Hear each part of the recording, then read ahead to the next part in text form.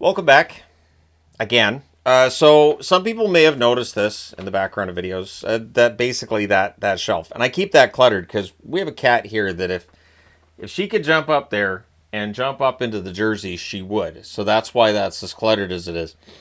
But this actually was gifted to me during one of our trips to California by the Canadian anthem singer for the LA Kings. So that's why that has been in the background of videos.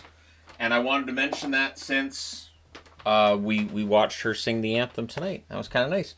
Also, the jersey that I'm currently wearing, this is my favorite jersey of all of the jerseys in the collection. This is number one. And so there you go. I might do a countdown this summer, so just wipe that from your memory so you can be surprised when it's number one again. All right, so the Oilers and the Kings. What a heck of a game this was. So it's Skinner versus Kemper.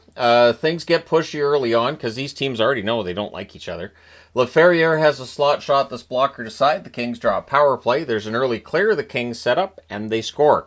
At 2:49, Kuzmenko tips one in from the doorstep. The assist to Fiala and Kempe.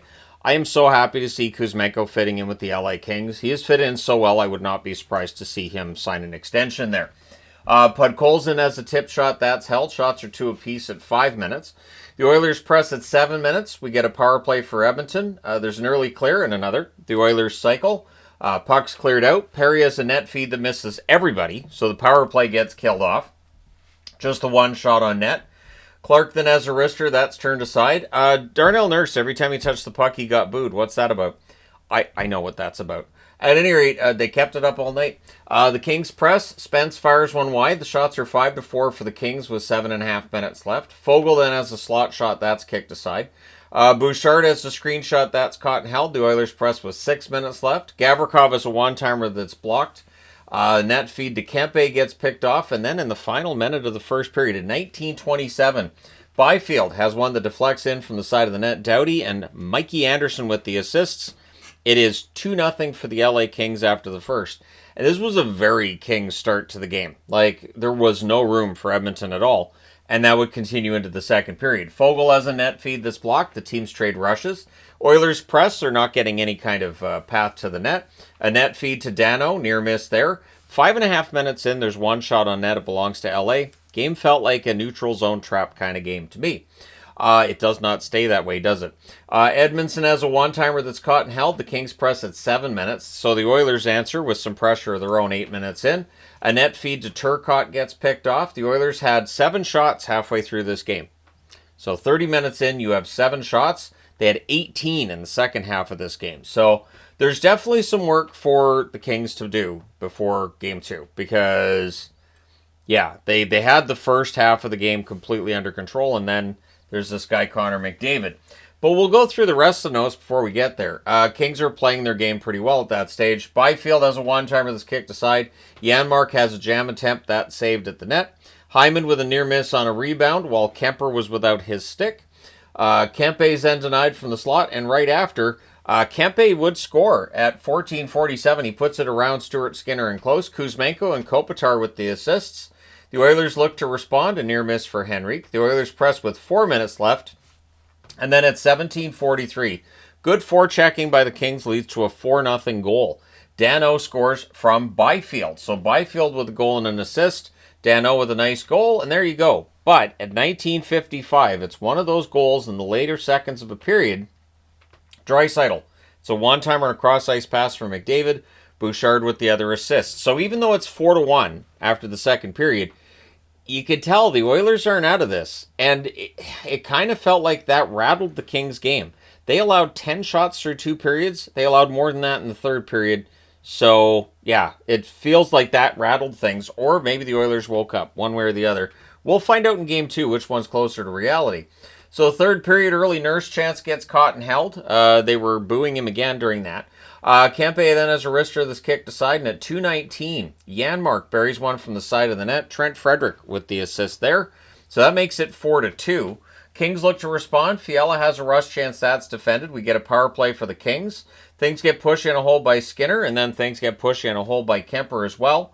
And so, yeah, it's the Kings' power play, keep in mind. So Kemper having to hold on to a puck means the Oilers are doing pretty well. But then we get 22 seconds of a 5-on-3 for the Kings, and they score on it. Fiala took 4 seconds too. Kempe and Kuzmenko with the assists at 4:59. So there's Kuzmenko with another point tonight, and the Kings are up 5-2. Crisis averted, one would think.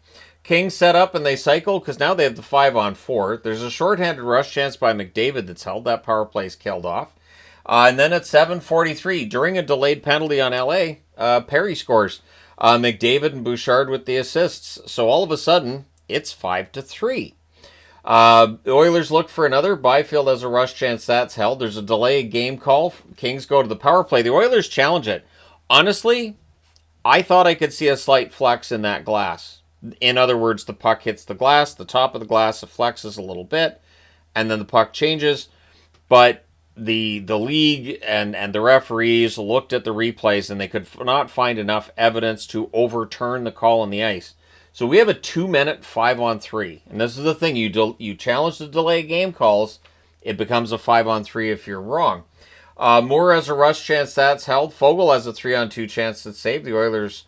Fiala fans on one. It's cleared. The Oilers do survive the 5-on-3. And then at that point, Moore has a rush chance that's held. Fogle has a 3-on-2 chance that's saved. The Oilers rush after that. Edmonton has a power play with 6:46 left. So down by 2, they have a power play. Their power play usually very good. There's an early clear and another by the Kings. Things get pushed in a hole by Kemper. And the power play's killed off. McDavid fires one high after. And you would have been forgiven for thinking, well, clearly now the Kings have survived that, so they're good. Because that's what I was thinking. The goalie pull happens with 3:38 left. The Kings iced the puck with 3:28 left. They did it again with 2:40 left. And this is one thing. I understand that you can ice the puck, and it's not a big deal now, as opposed to, say, 20 years ago, your coach would have benched you for doing that. But when you ice it this many times and you're just giving the other team a chance to really set up and really figure it out, it's a bad idea. So the Oilers call a timeout with 2:40 left on one of those icing calls. And then 7 seconds later, the Kings ice it again. So at 17:56, Hyman shovels one in from the doorstep to make it a 1-goal game. The assist to McDavid and Corey Perry. So Perry with a goal and an assist in this game. Goalie pull happens again with 1:50 left, and at 18:32 on a net drive, McDavid buries one, ties the game at 5. The assist to Draisaitl and Bouchard. At this point, of course, the Dallas game's already in overtime, and I'm like, okay, I don't know when I'm going to get these reviews done, because if this game goes to overtime, there's no commercials in overtime. I figured I might be up till 1 o'clock in the morning tonight doing videos. But at 19:18, this was very nice of the Kings to do this. Danault, it flutters from the high slot. And I don't know that Stuart Skinner saw it. It was one of these weird shots. But Danault scores. Trevor Moore with the assist. Nice rush play to set it up by Moore. Thus the Moore bobblehead I just showed you. Gavrikov with the other assist on that as well. So that makes it 6-5. Crowd goes crazy at 19:18, including Will Ferrell. Because you've got to show Will Ferrell, just so we know he's there. Kings ice the puck with 16.8 left, but they do hold on. They iced it again after that too. Drives me absolutely bonkers. They were only up by 1. Stop icing the puck. But at any rate, they win 6-5. The LA Kings lead the series 1-0. The 80s Magnets on the board. So we had a chess match and an 80s match tonight, and some pretty crazy action. The Easter Magnets will be retired after tonight because it's Easter Monday in Canada, so I figured I could still use the Easter Magnets with the eggs. I will not be using them tomorrow. Shots on net, 8-6 LA in the first, 9-4 LA in the second, and then a very Edmonton-like shot total of 15-13 for the Oilers in the third. Final shots, 30-25 for the Kings. This almost got away from them. We'll see if the momentum carries over for the Oilers into Game 2. I'm not a big believer in momentum carrying over, but maybe the Kings let up. Maybe the Oilers saw something halfway through this game and started to pick up on that. We shall see. But yeah, the final shot's 30-25 for the Kings. Power plays, Edmonton 0 for 2. The Kings 2 for 5. The hits, 42-30 for Edmonton.